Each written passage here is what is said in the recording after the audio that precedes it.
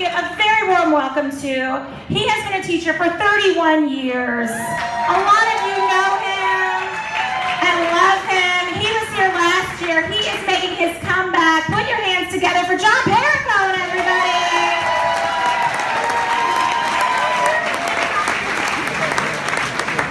Thank you. Ladies and gentlemen, I have a question for you, and I'm looking for some energy in your answer. Are you ready to have some fun and good times tonight? You're going to have to wait till I'm done. That's when the pros come out. So my name is John Perricone, and I am absolutely ecstatic to be performing at Endicott tonight. So that should give you some indication as to how empty and unfulfilled my life is this time. Really, the feeling of pulling up to this building and seeing my name up in chalk, it was incredible. And I almost thought I wasn't going to make it here tonight. 45 minutes ago, my car stalled at the light at Four Corners in Vestal. And the man behind me would not let off his horn. Nobody got out to help me. Most people were kind enough to go around me, but he just like, beep, beep. I'm like, beep. I'm like, come on, buddy, can't. Beep. After about a minute of that, I got out of my car, walked back to him. I said, excuse me, sir, I'll hold your horn. You fix my car. Right? Now you're hoping your car stalls. So I have to tell you, in my professional life, I have had the honor and the privilege of having been invited to speak in all 50 states. And I have to tell you, you are unequivocally the whitest audience I have ever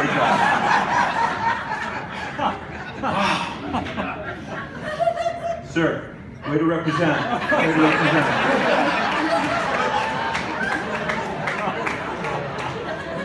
Sorry, that's misleading, and it's untruthful. This is my daughter's boyfriend, Michael. He's from Haiti, and I had to pay him to be here this evening.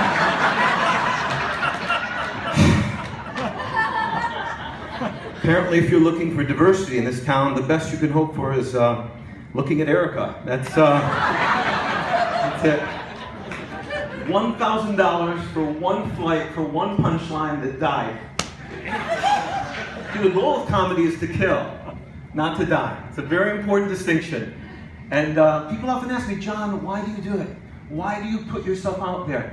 Do you just have a constant need for approval from the strangers and other people? Do you have that constant need? I'm like, oh, yes. Yes. So let's go a little deeper into our demographic here. We'll start with something a little more innocent, like tastes in music. Where are my rock and roll fans? All right. Jazz. Opera, country western. You know, I've never been a big country western fan. I would never denigrate it, but for those of you who like it, denigrate means to put down or to make fun of.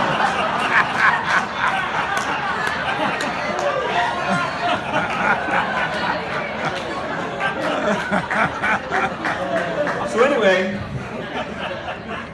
Socrates said that the unexamined life is not worth living. That seems kind of harsh, but let's go with that for a moment. I'll start by examining my own life. I don't know if you can see from the back, but I'm shaking up here, and I wish I could say it's because I'm performing. I know exactly why I'm shaking. 3 days ago, I had a near-death experience, and I was hoping if I shared it with you tonight, perhaps you could help me begin a healing process. Sorry, I wasn't anticipating how difficult this was going to be. I think I'm going to need some encouragement. Okay, so I went horseback riding, and everything was going great. And then my horse just started bouncing wildly, out of control. And all my attempts at pulling back on the reins and whoa, just went completely unheeded. And then to make matters worse, I got my foot caught in the stirrups. And when that happened, I fell from the horse. But because my foot was caught in the stirrups, my head was literally dragging along the ground. All I can say is thank God for me. Just before I lost consciousness, the Walmart manager came over and unplugged the darn thing. And that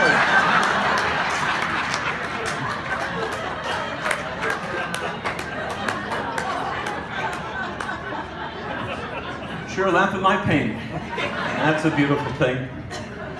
So the last time I did this was over a year ago. It was at Enfield's, and at the time I had said that was going to be my comedy debut and finale. I had sworn that. But when Sonny Spera asks you to do something, ladies and gentlemen, there's not a lot of wiggle room. He has his very, very subtle ways of evening the score. The last time I said no to an invitation from this man, because of a conflict I had, the timing of that happened to coincide with an appointment I had at his private practice for laser therapy to have this unsightly hair removed from the back of my knuckles, and to this day, he claims he made an undetectable infinitesimal error.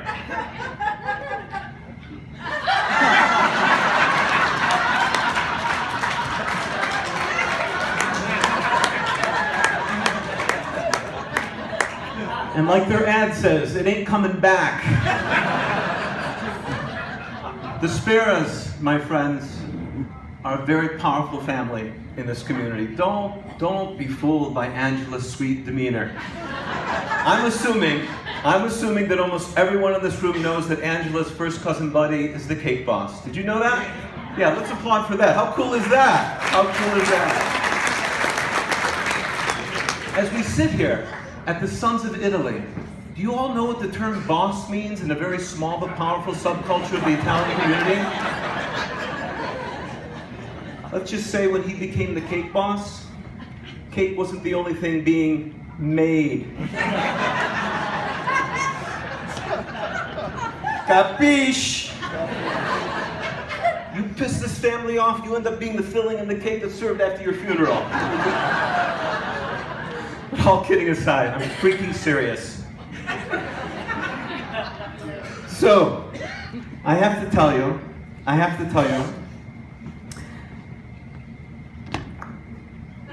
love these people.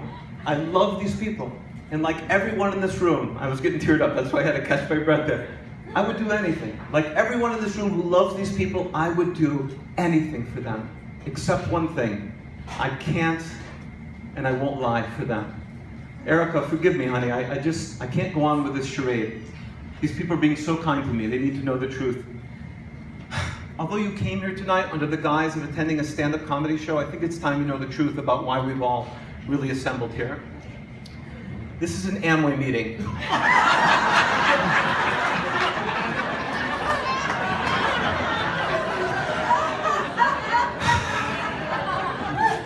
We were going to tell you sooner, but we weren't sure if you were going to stay. So this is just a teaser. This is just a teaser. The next formal meeting will be this Tuesday at 7 p.m. at Progressive Dental at 565 River Road, where your well-being is their priority. With branches now in Norwich, Montrose, Kirkwood, and Binghamton. And I am freaking dead.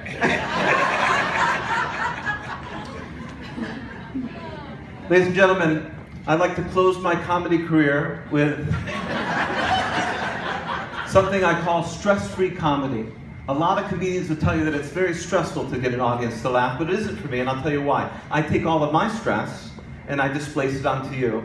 I have the punchlines to 10 jokes here. I'm only going to do one to close my set tonight. Here's how the game works. Someone's going to call out a number. I'm going to perform the joke that corresponds to that number. If the joke bombs, you think it's in poor taste, don't look at me. I didn't pick it. So who wants to call out the number to end my career? 69! 8? Okay. Good luck to you. Good luck to you, man. So the Pope was concerned that the population of Rome was spilling beyond its boundaries. And given that the Jewish population of Rome was very small, and given that they didn't practice the primary faith of Rome, he thought it made sense to ask them if they would at least consider voluntarily relocating. Well, that just sent tremors through the Jewish community, as one would suspect. So he backed off that. He said, I got another idea. We'll have a pantomime contest. You find the best representative from the Jewish community to face me in the central square of Rome, and if I lose, I will never bring this up again. So word goes out across the land. No rabbi wants to touch this. No assistant rabbi. They finally find a Jewish street sweeper. His name is Jacob. Jacob says, I will face the Pope in the pantomime contest. And so the day arrives. Thousands of people prepared to judge. The Pope looks at Jacob and he begins. He goes like this. And Jacob goes. And the Pope takes out an orange and shows it to Jacob. And Jacob takes out a piece of matzah bread and shows it to the Pope. And then the Pope goes, and Jacob goes. And in that moment, the Pope had to concede that he'd been beaten fairly and squarely. And very dejected, he makes his way back to the Vatican. All the cardinals are surrounding him. Your Holiness, what happened? He said, well, I gestured to Jacob that there's one ruler above. And he gestured to me, yes, but there's also one below. And then I showed him an orange to show him that God had made a perfect world. And he showed me a piece of matzo bread to demonstrate that God had made the world to appear flat so that man's vision could extend as far as he could see. And then I gestured to him, but Jacob, there's only one God. And he said, no, there are three in the Trinity of the Father, Son, and Holy Ghost. In that moment, I had to admit, he beat me. And all the cardinals were like, oh, Your Holiness, you gave it your best. So Jacob makes his way back to his friends in the street. They're like, Jake, how'd you beat the Pope, man? He said, I don't know. I thought it was stupid. How'd you beat him? He said, Pope said, get out of here. He said, no, I'm staying. He showed me his lunch. I showed him mine. He said, F you to me once. I said, yeah, F you 3 times. Thank you very much, ladies and gentlemen. Thank you.